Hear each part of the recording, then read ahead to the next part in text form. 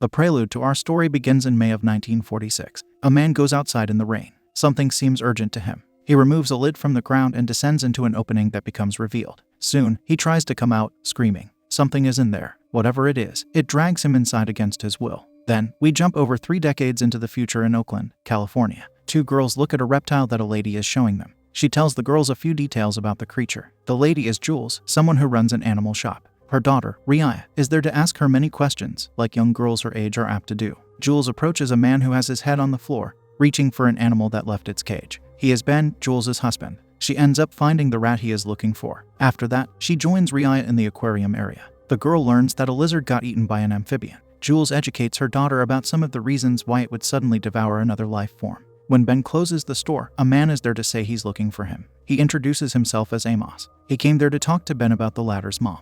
Jules says his mother passed away a few months ago, which is something Amos knows about. He mentions that his partner was her lawyer. We find out that Amos came there to tell Ben about his mom's coastal property in Oregon. Ben was unaware that she had a property, but supposedly, there is a document from 1935 that states Ben's father as the owner, revealing that he bought land in Oregon. Once Amos hands Ben the document, he wonders how this info was overlooked for so long. Amos clarifies that it happened before the establishment of his firm. Then, he gives the key to the new owner. The man informs the couple that some families have secrets. He adds that one would be surprised by what people discover after a loved one passes away. Surprised by all of this, Ben admits that his mom never mentioned this to him. As Amos is leaving, he asks Ben if he is aware of what happened to his father. Ben thinks the man lost his life in a car accident along with his sister. This happened prior to Ben's day of birth. Amos says that according to a certain document, Ben's dad was swimming in a place called Hobbit's Bay when he vanished. Now Ben becomes intrigued as to why his mother lied to him about the car accident. We learn from Jules that his mom was institutionalized for most of Ben's childhood.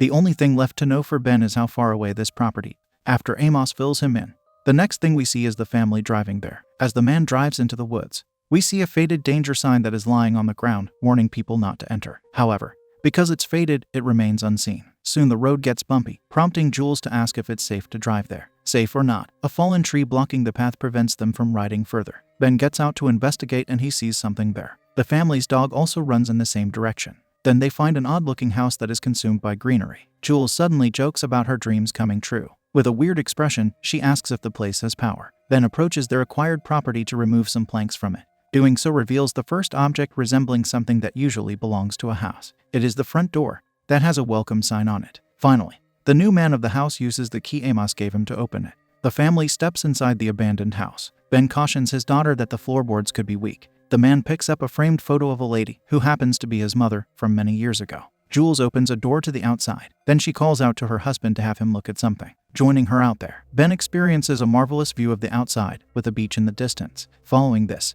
he walks to open a cover that leads underground. It is the same place we saw at the beginning of our story. Jules asks what it is, before calling the place disgusting. Ben answers that it's a water tank. He descends into the dark tank, not allowing him to see much. However, he does find something. It's a lantern that belongs to Ben's father, an item that's more than 30 years old. After coming out, Ben asks Riaya to promise him never to go near the tank. The girl makes that promise, but we get the feeling she won't keep it. Afterward, they start uncovering the covered objects in the house. Riaya looks at a photo of her grandmother, Linda, and comments on how pretty the lady was. Ben tries to open a window but finds it difficult. We see many scratch marks on the wood under that window. Later, Ben brings more supplies into the house, in addition to removing more planks. The house is being prepared to sustain a comfortable living. While cleaning a bookshelf, Jules finds important paperwork that grabs her attention. Shortly after, the couple looks at more papers together. Jules shows Ben the material she found. One document states that Ben's father, Alec, did drown in the area they're in now and he was never found. There's also an article stating that Linda was questioned by the police regarding his disappearance.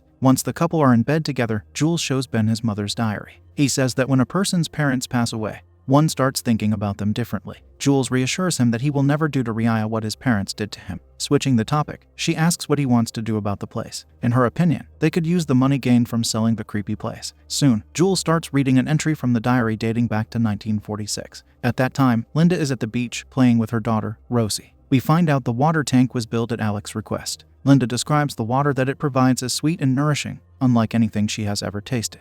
We see her pick up a package that was sent by an anonymous person. It contains newspaper reports about the Hobbit's Bay. One morning, Alec is not at the beach for his morning swim, and Linda can't find him anywhere. Jules points out the last thing Linda wrote was her husband being missing for 3 days. On a document, Ben finds out his sister disappeared 5 days after his father did. He wonders what happened in those 5 days. He gets somewhat upset that his mom never told him the truth. Then, our attention gets brought to the water tank. We hear sounds coming from within, and Riaya also hears them while in her bed. Looking at the floor, she observes something bulging underneath. This causes her to run to her mother in fear, reporting that something is trying to get in. Jules gets up, hearing the unnerving sounds too. The adults start investigating what the problem could be. Ben takes his time looking around downstairs with a flashlight, and then he goes outside. While searching inside the house, Jules becomes troubled by the frightening sounds. Soon she goes outside too, where the sounds continue to be heard. She encounters Ben, whose presence startles her. Since neither of them found anything, they go back to bed. In the morning, Ben enters the tank again. His wife asks him why not call someone to fix it instead. He replies, stating it could just be a shut valve. He adds that it's also quite nice in there. Before long, Ben locates 2 pipes along with a valve. While turning it, he cuts his hand by mistake. A few drops of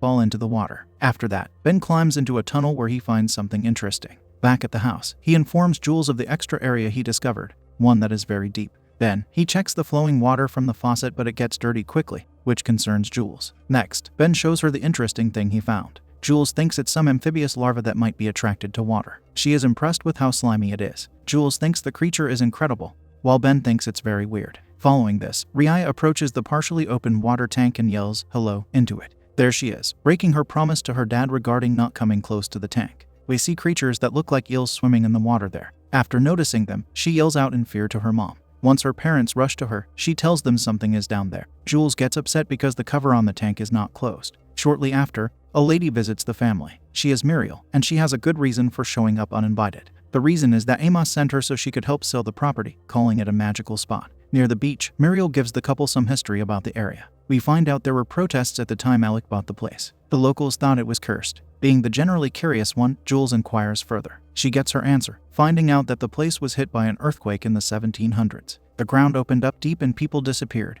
Or at least that is what some people said. Of course, Muriel brushes this off as a silly story. Then she talks about knowing a person who wants to buy the property, and a strong offer was made. She gives them the paperwork that supposedly has the offer, and the number impresses the couple. They weren't expecting the offer to be that high. With her job partially done, Muriel walks back to her car alone in the woods. She hears a sudden noise. This does not stop her from walking to her vehicle. Unfortunately, the ground stops her car from moving. Since the car is stuck, she steps outside. An unseen creature runs up to her and takes her down. In a matter of seconds, she gets dragged away. This unseen monster emits sounds that could be the ingredients to a nightmare. The sound reaches all the way to the sleeping family in their bedroom, and it wakes Jules up. This prompts her to walk downstairs with a flashlight. She then sees something bizarre behind the window that quickly hides itself. Of course, this scares her. When Ben arrives, she fills him in on what she saw. He searches beyond the window, but can't see anything. The man assumes his wife just saw a raccoon. Responding to his lack of concern, Jules insists it wasn't a raccoon. She then expresses her desire to leave the place. Ben promises to call Muriel tomorrow so they can meet the buyer. They plan to sell the property on the next day and never return. Little do they know that Muriel is no longer of this world. In the morning, Ben manages to make the generator work. Testing the faucet, black water comes out of it, so he peers into the water tank. Something troubles him, so he is forced to go inside. The tank is full of water, but it doesn't prevent the man from moving through it. He approaches a faulty pipe. Ben reaches for the lower pipe and pulls something that clogged it. He looks at the material with a puzzled look before seeing an animal floating nearby. Then, he exits the water tank, showing Jules the animal he found there. It happens to be a raccoon, exactly what he thought she saw last night. He shows her the other item he found there. It is a necklace that was wrapped around the object that clogged the bottom pipe. Upon seeing it, Jules goes back in the house and retrieves a photo for Ben to see. In the photo, that necklace is being worn by his sister, Rosie. Jules thinks they need to call the police and have them investigate the tank. The next scene shows Ben driving to the gas station. In Riaya's room, Jules sees from the window that the water tank is not closed again. Ben's path is blocked by Muriel's car, so he steps out to make sense of the strange situation. Never having seen her vehicle, he doesn't know it belongs to Muriel. He slowly walks around the area, seeing blood on the leaves. It doesn't take long for him to spot the Muriel. He rushes back to his car and uses a radio to call someone. Meanwhile, Jules is at home and sees water on the floor. While she is searching for a key, our attention is brought to the open water tank. She uses the key to open a certain door,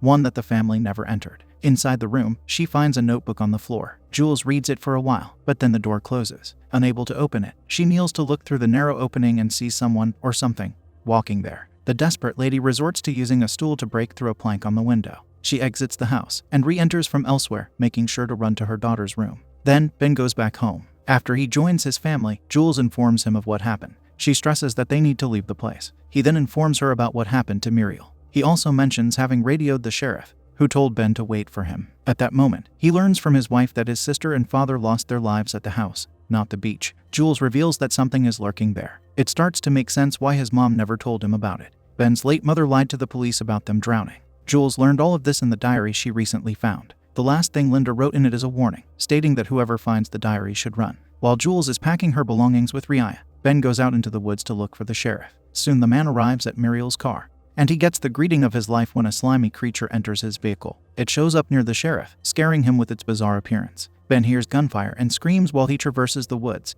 in search of the man responsible for those sounds. Once we finally see the monster, we observe a large amphibious oddity. Ben finds the sheriff, but it's too late. He sees the man getting dragged away by the creature, so he runs away without helping. After all, there is nothing he can do, given he has no weapons. Ben rushes back home to tell Jules the awful news. He tries describing the creature he saw, but fails to do so. Once again, Jules urges him to flee the dangerous place. Despite being Ben says they cannot leave while the creature is still out there. He thinks there is a nest somewhere in the tank and he wants to lure the beast back in there. Naturally, his wife doesn't want him to go back into the water tank. However, they only have two choices. Either they run into the woods, where the monster will surely end them, or they try dealing with it at the house. Ben then goes to the shed, readying the supplies he will need. Afterward, the brave man enters the water tank with a bucket of gas. Making his way through the water, he finds the deceased sheriff floating. The monster dragged him all the way there for some reason, despite not doing the same to Muriel. Ben turns the valve to stop the water from pouring. Then, he sees the amphibious beast looking at him. It doesn't seem to have eyes, but its head turns towards Ben.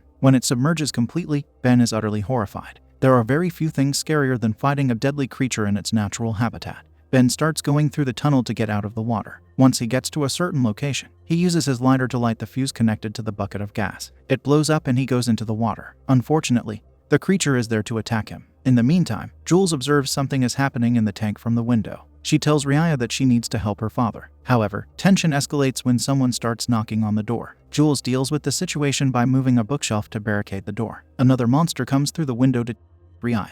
It seems like there is at least two of these creatures by now. Shortly after, the bookshelf falls on Jules and Riaya gets by the second monster. Amidst the chaos, Ben manages to exit the tank, sustaining injuries and somehow surviving the attack. He witnesses the horrible sight of his daughter getting dragged away by the second beast. Jules then has to deal with a third one that broke through the door. At this point, it's hard to tell how many huge amphibians are out there. She picks up a canister of powdered bleach and applies some of it into the creature's mouth, managing to save herself in the process. She then rushes out to the water tank, yelling into it in desperation because Riaya got taken there. Ben lies beside her, unable to move due to his wounds. She then drags her husband into the house. There, he warns her that she can't destroy the creature. She wraps a cloth around her arm and spills chemical liquid over it, believing it will burn the monster like acid. She tells Ben that if she doesn't return, he must find the strength to leave on his own. Ben shows his devotion to Jules, reassuring her that he's not going anywhere without her. Prepared, a woman enters the tank. Jules carries a pitchfork along with a torch. Calling out to Riaya, she wants the girl to call back to her. After a short while, she hears her daughter right before seeing a monster enter the water. This causes her to spill the chemical liquid around her. After that, the monster surprises Jules by taking her underwater. Fortunately, she manages to free herself and starts frantically stabbing the water with her pitchfork, hoping to hit the creature. Yet it takes her for another underwater ride.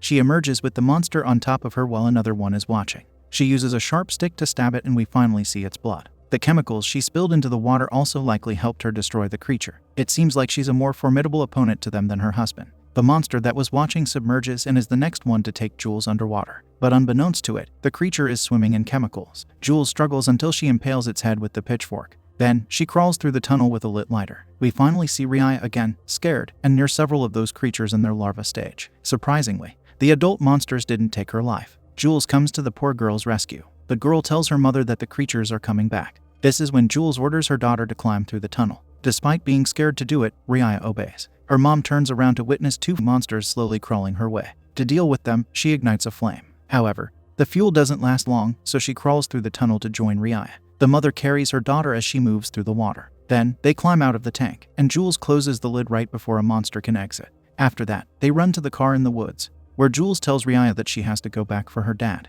Entering the house, she points a gun out of fear. When she comes back to Ben, she sees a monster had opened the lid and is trying to emerge from the tank. This prompts her to act quickly. She picks Ben up and starts walking with the crippled man. Back in the woods, there is a monster near the car. It climbs on top to the helpless Riaya. Once it crawls inside, she runs out. Thankfully, her parents arrive just in time to protect their daughter from getting killed a second time. Jules places Ben in the backseat prior to her getting in the front. The beast then tries getting in through the back, but Jules fires the gun into its open maw. The critical shot sends it falling to the ground. After this victory, Jules starts driving away. After driving for a while, she stops to cry, realizing that she almost lost her family. Emotions flow as they survive such a dangerous ordeal. Riaya asks if her father is okay, so Jules reassures her that he will be fine. Then, she resumes driving away from the place they will forever wish they never entered.